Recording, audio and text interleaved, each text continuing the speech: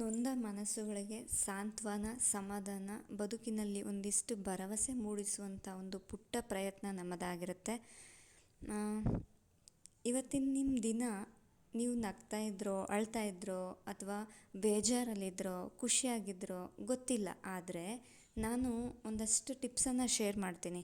ಮೈ dears, ನೀವು ಅಳ್ತಾ ಇದ್ರು, ನಗ್ತಾ ಇದ್ರು, ದಿನ ಮಾತ್ರ ಮುಂದೆ ಸಾಗ್ತಿರುತ್ತೆ. ಹಾಗಾಗಿ ನಿಮ್ಮ ದಿನದಲ್ಲಿ ಸಾಕಷ್ಟು ಖುಷಿ, ಶಾಂತಿ, ನೆಮ್ಮದಿ, ಸಮಾಧಾನದಿಂದ ಖುಷಿಯಾಗಿರೋದಕ್ಕೆ ಪ್ರಯತ್ನ ಪಡಿ. ಹಾಗೆಯೇ ಖುಷಿಯನ್ನು ಎಲ್ಲ ಕಡೆ ಹಂಚೋದಕ್ಕೆ ಪ್ರಯತ್ನ ಪಡಿ.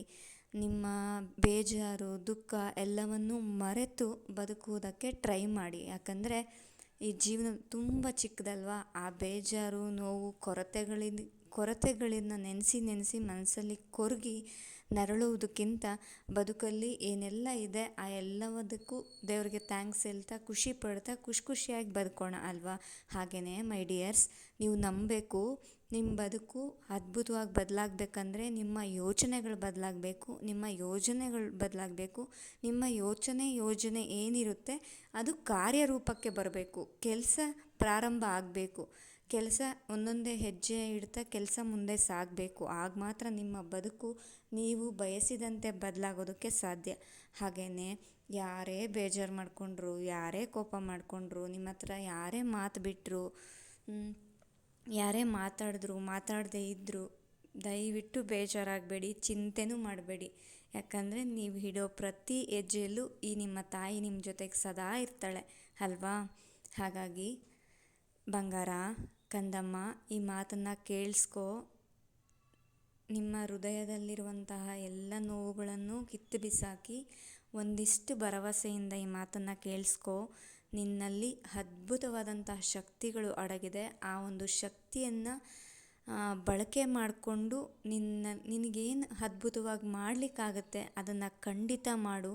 ನಾನೆಲ್ಲಿ ಸೋತು ಬಿಡ್ತೀನಿ, ನಾನೆಲ್ಲಿ ಕೆಳಗೆ ಬೀಳ್ತೀನಿ, ನನ್ನೆಲ್ಲಿ ತುಳಿದು ಬಿಡ್ತಾರೆ, ಅಥವಾ ನನ್ನೆಲ್ಲಿ ಕಾಲೆಳಿತಾರೆ, ನನ್ನ ಹಾಡ್ಕೊಳ್ತಾರೆ, ಈ ಥರದ ಯಾವ ಯೋಚನೆಯೂ ಮಾಡೋಕ್ಕೆ ಹೋಗಬೇಡ. ಯಾಕಂದರೆ ಆ ಥರ ಅಂದ್ಕೊಂಡವರು ನಾವೆಲ್ಲಿರ್ತೀವಿ ಆ ಒಂದು ಜಾಗದಲ್ಲೇ ಇರ್ತೀವಿ. ಆದರೆ ಆ ಎಲ್ಲವನ್ನೂ ಕಿತ್ತು ಬಿಸಾಕಿ ಹೊರಟವ್ರು ಮಾತ್ರ ಮುಂದೆ ಸಾಗೋದಕ್ಕೆ ಸಾಧ್ಯ ಬದುಕಿನಲ್ಲಿ ಅಲ್ವಾ. ಹಾಗಾಗಿ ಕಂದಮ್ಮ, ಬಂಗಾರ, ಎದ್ದೇಳು, ಎಚ್ಚರಗೊಳ್ಳು. ಈ ನಿನ್ನ ತಾಯಿ ಮಾತು ನಿನಗೆ ಕೇಳಿಸ್ತಿದೆ ಅಲ್ವಾ.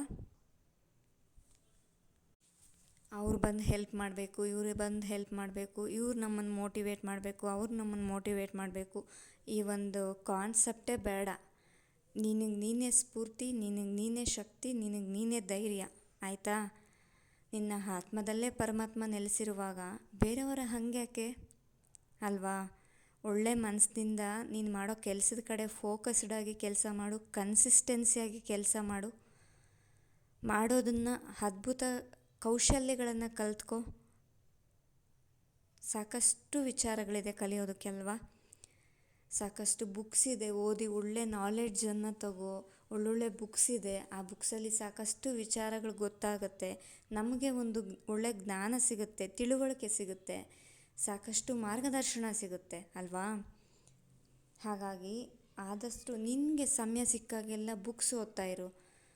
ಖಂಡಿತ ಒಳ್ಳೆ ನಾಲೆಡ್ಜ್ ಸಿಗುತ್ತೆ. ನಿನಗೆ ಏನು ಬೇಕು ಸಾಧಿಸಲಿಕ್ಕೆ, ಏನಾಗಬೇಕು ಅಂದ್ಕೊಳ್ತೀಯ ಆ ಎಲ್ಲವೂ ಸಾಧ್ಯ ಆಗುವ ಒಂದು ದಿನ ಖಂಡಿತ ಬರುತ್ತೆ. ನೀನು ಕೆಲಸ ಮಾಡಬೇಕು, ಆಗ ಎಲ್ಲವೂ ಬದಲಾಗತ್ತೆ. ನಮ್ಮ ಚಾನಲನ್ನು ಲೈಕ್ ಮಾಡಿ, ಶೇರ್ ಮಾಡಿ, ಸಪೋರ್ಟ್ ಮಾಡಿ, ಸಬ್ಸ್ಕ್ರೈಬ್ ಮಾಡ್ಕೊಳ್ಳಿ. ಸಬ್ಸ್ಕ್ರೈಬ್ ಮಾಡ್ಕೊಳ್ಳದೆ ನೋಡ್ತಾ ಇರೋರು ಪ್ಲೀಸ್ ದಯವಿಟ್ಟು ಸಬ್ಸ್ಕ್ರೈಬ್ ಮಾಡ್ಕೊಂಡು ನೋಡಿ.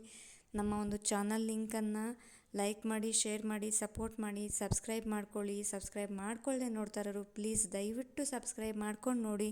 ಹಾಗೆ ನಿಮ್ಮ ಫ್ರೆಂಡ್ಸ್ ಆ್ಯಂಡ್ ಫ್ಯಾಮಿಲೀಸ್ಗೆ ಸಾಕಷ್ಟು ಜನರಿಗೆ ತಲುಪಿಸಿ ನಮ್ಮ ಒಂದು ಚಾನಲ್ ಲಿಂಕನ್ನು. ಹಾಗೆಯೇ ಒಳ್ಳೆ ಕಾಮೆಂಟ್ಸ್ ಮಾಡಿ. ಎಲ್ಲರಿಗೂ ಒಳ್ಳೆಯದಾಗಲಿ. Thank you.